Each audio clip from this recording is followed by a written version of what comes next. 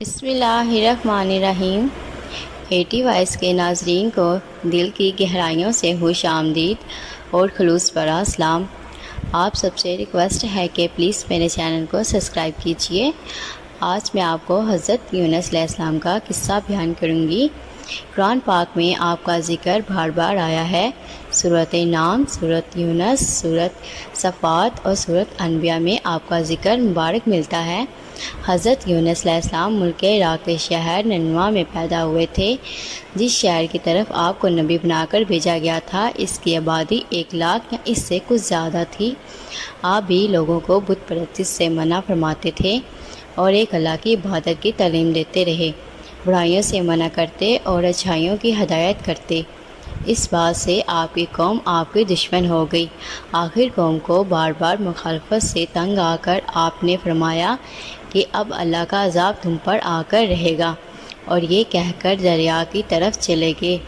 ایک کشتی جانے کے لیے تیار تھی، اس پر سوار ہو کر روانہ ہو گئے۔ جب کشتی بیچ دریا میں پہنچی تو رک گئی۔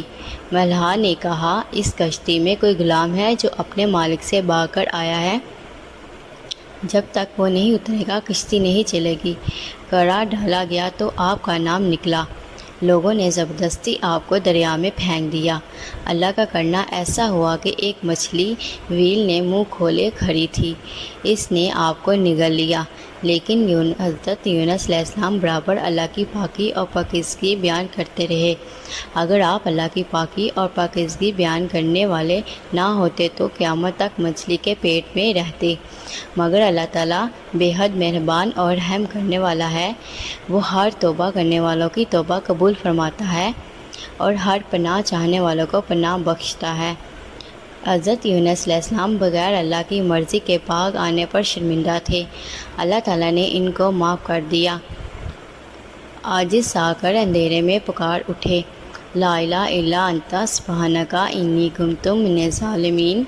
اے اللہ، تیرے سوا کوئی عبادت کے لائق نہیں، تو پاک ہے، میں اپنے آپ پر ظلم کیا۔ اللہ تعالیٰ نے ان کی دعا قبول کی اور غم سے نجات دی۔ مچھلی کے پیٹ سے نکال کر میدان میں ڈال دیا اور اس پر ایک بیل دار درخت اگا دیا۔ حضرت یونس علیہ السلام کے اپنی قوم سے روانہ ہونے کے بعد اللہ تعالیٰ نے ان پر ایک بڑا سخت عذاب بھیجا، لیکن جب قوم نے دیکھا کہ عذاب آ رہا ہے تو وہ سب جنگلوں میں آ کر اللہ سے استغفار کرنے اور توبہ کرنے لگے۔ اللہ تعالیٰ نے عذاب دور کر دیا۔